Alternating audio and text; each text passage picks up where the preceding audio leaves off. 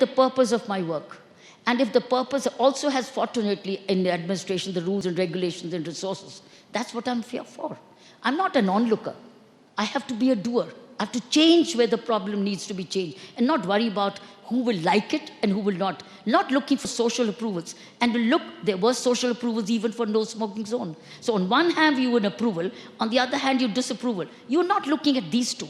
You're only doing what is the purpose of your work, and you're doing it with the right intention. What is the selfishness about no smoking for me? What's the selfishness about people doing meditation for me? But that's the purpose of my work. So if you stick as an administrator to the purpose of your work, and then go about looking for solutions and resources and strategies and thinking and planning, you start succeeding. And things change. And of course, that's acceptable, that change is not comfortable for many. But that's not you looking for approval. You're looking for what is the right thing to do at that right time, in the right way. Fair enough. And the right person.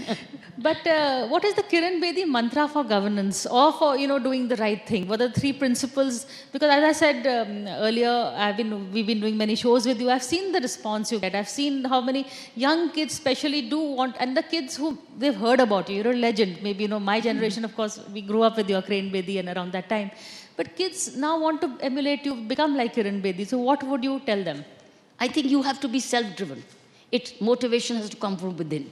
Seek it within, search it within, imbibe it, instill it. Self-driven. And I think I was self-driven even as a schoolgirl, where my parents never told me to do my homework on time or do advanced learning. I was self-driven even growing up.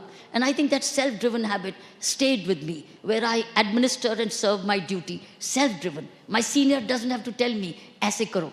Balki kehte hai ki tum itna karo, thoda kam kar lo. Agar kam karna kar lo, because it was exceeding their expectations. But it was always being very self-driven. So self-driven, and then sense of responsibility. For whatever I do, it's my responsibility. I'll take the bouquets and the brickbats. Bouquets to be distributed and brickbats to take home. But that was the whole intention. So I think sense of responsibility, sense of purpose, being self-driven, if you acquire them as you grow up, they become you. They become your set of habits. Tell us a bit about you as a schoolgirl. Did you always play by the rules, or there was a little bit of the Kiran Bedi then who would, want to do things her way? No, I didn't play by the rules. I thought so. Teased the boys and boys teased me. Who had the last word? Both equal. So it was never taking it home and going back crying. I was a cyclist as a schoolgirl in Amritsar. I was bike from home to school, which was very far away. But it was biking and biking and biking as a teenager. But while biking, and with my tennis shorts, or in a tracksuit, or in a skirt, and those days of early days, I was being teased by the boys. And if they would tease me, I would tease them back. Means hit them back. I would never take it lying down. So I was a very outgoing girl. I think that outgoing habit remained with me even in governance. Because I go out to see the problem.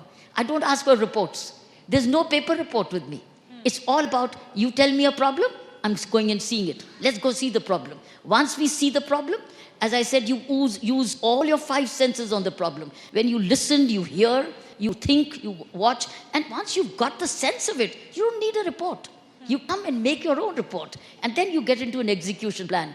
And therefore, the impatience to solve people's issues must remain, because you are one. It's like they're having no problems of water. You can't say, send me a report.